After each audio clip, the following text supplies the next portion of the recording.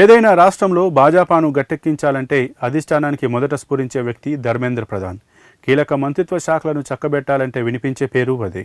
అలాంటిది జాతీయ అర్హత ప్రవేశ పరీక్ష పత్రం లీక్ కావడం చివరకు ఆయన మెడకు చుట్టుకుంది. 2024లోనూ నీట్, యూజీసీ నెట్ ప్రశ్నపత్రాల లీకేజీ తర్వాత ఆయన వివాదాల్లో పడినా పదవికి ఎసరు వచ్చేంత సెగ తగలేదు.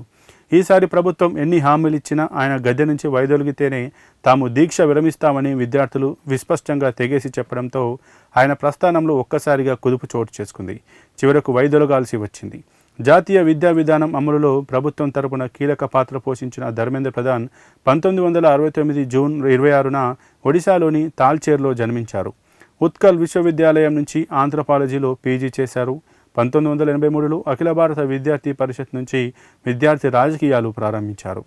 2000లో ఒడిశాలోని పల్లాహార నుంచి తొలిసారి శాసనసభకు పోటీ చేసి విజయం సాధించారు. 2004లో దేవడ్ లోక్సభ స్థానం నుంచి దిగువ సభకు ఎన్నికయ్యారు. 2004-6 మధ్య భాజపా యువమోర్చా అధ్యక్షుడిగా పనిచేశారు. పార్టీ ప్రధాన కార్యదర్శిగాను సేవలందించారు. 2009 సార్వత్రిక ఎన్నికల్లో ఓటమి తర్వాత ప్రత్యక్ష ఎన్నికల పోరుకు దూరంగా ఉన్న 2010లో పార్టీకి ప్రధాన కార్యదర్శి అయ్యారు. 2012లో బీహార్ నుంచి, 2018లో మధ్యప్రదేశ్ నుంచి రాజ్యసభకు ఎన్నికయ్యారు. 2024లో ఒడిశాలోని సంబల్పూర్ నుంచి మరోసారి లోక్సభకు ఎన్నికయ్యారు.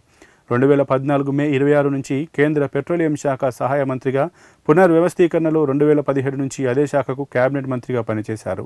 మోదీ రెండోసారి అధికారంలోకి వచ్చాక ఆయనకు పెట్రోలియం శాఖ లభించింది. కొన్నేళ్ల పాటు ఉక్కు శాఖ, నైపుణ్యాభివృద్ధి మంత్రిత్వ శాఖ బాధ్యతలు నిర్వర్తించారు. 2021 జూలై 7 నుంచి శనివారం వరకు కేంద్ర విద్యాశాఖ మంత్రిగా ఉన్నారు. బీహార్, హర్యానా, ఉత్తరాఖండ్, ఉత్తరప్రదేశ్ వంటి రాష్ట్రాల ఎన్నికల బాధ్యుడిగా ధర్మేంద్ర వ్యవహరించారు. 2021లో పశ్చిమ బెంగాల్లోని నందిగ్రామ్ ఎన్నికల పోరును ఆయనే పర్యవేక్షించారు. ఆ ఎన్నికల్లో అప్పటి ముఖ్యమంత్రి మమతా బెనర్జీ అక్కడ ఓడిన విషయం తెలిసిందే. ఒడిశాలో మొదటిసారిగా 2024లో భాజపా ప్రభుత్వం ఏర్పాటు కావడం వెనుక ప్రధాని కీలక పాత్ర పోషించారు.